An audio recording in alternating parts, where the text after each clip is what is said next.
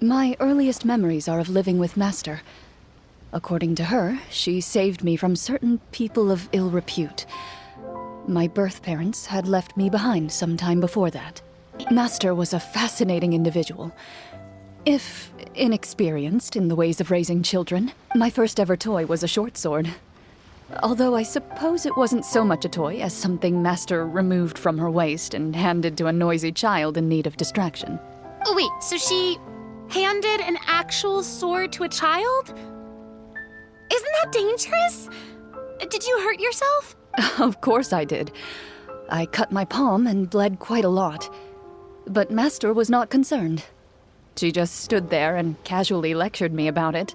"See, that's what you get for not holding the sword properly," she told me. She then crouched down next to me and said, "Give me your hand. I'll teach you to bandage this wound.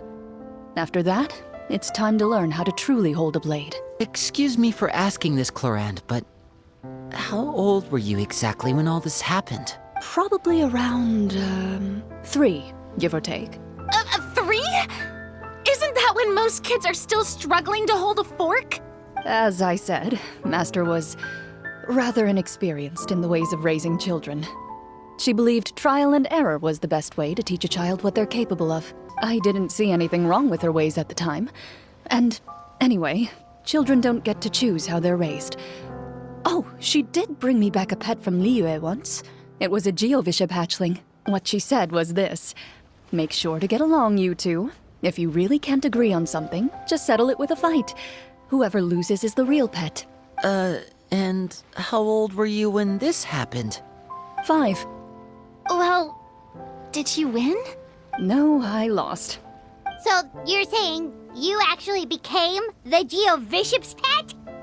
Yes, but only for a week. By the end of that week, I defeated it in combat, and we've shared a cordial relationship ever since. That really doesn't sound like the kind of childhood someone should have. Later on, I gradually understood that Master most likely didn't know any other way to raise a child. She was a marechaussee hunter, but I never heard her bring up her own parents. Thanks to her, I learned how to navigate the forest by the age of 6, and could hunt monsters in the wild by myself the year after that. Even though the training she subjected me to was strict, she always made sure to take me traveling when she had the time. We met many of her friends during those days. That was also how I met Mr. Callis and his family. I still remember the first time we met. You were too scared to join our picnic and hid behind Ms. Petronia the whole time.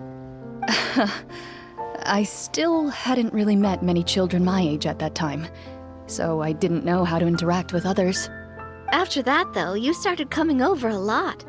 You loved challenging people to shooting competitions, remember? I don't think many members of the Spina ever beat you in one of those. I had a lot of fun during those days. I enjoyed them too. Oh, do you remember that one time we went exploring around the Spina together? We overheard Papa call your master Fontaine's Protector of Justice. We tried to pretend like we never heard anything, but you nearly let it slip that one time. Protector of Justice? Oh, wait, you mean that vigilante hero from 20 years ago? The one who was always active at night? Yep, that would be her. She often would put on a black cloak and go out at night. I never knew where she went or what she was doing. Until, like Navia said, we overheard the truth from Mr. Callis that night. 20 years ago, huh? I still remember the guards leaving all kinds of witness reports about her on Nervalette's desk. My apologies. Oh, there's no need to apologize.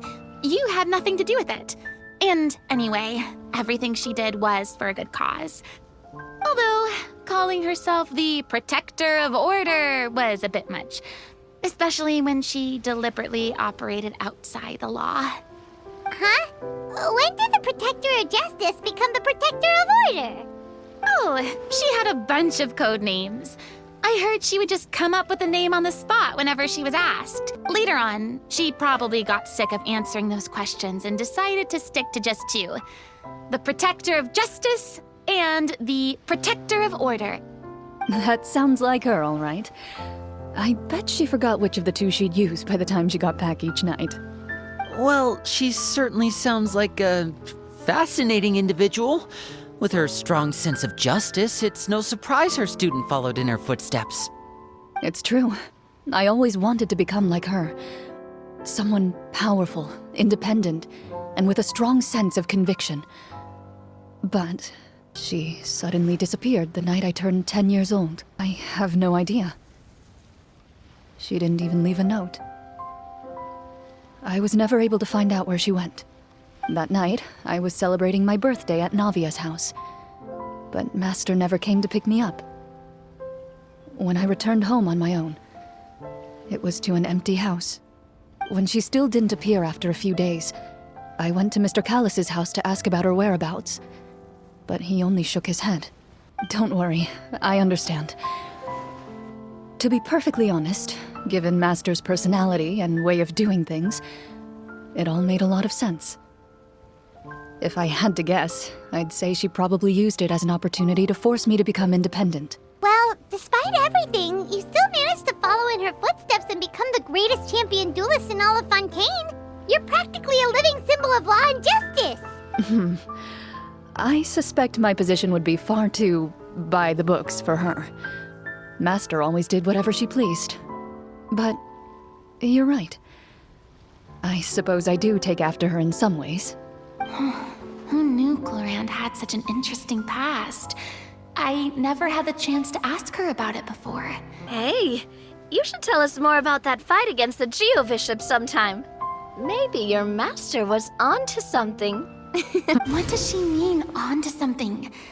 I certainly don't know any 5-year-olds who want to fight a bishop in their spare time.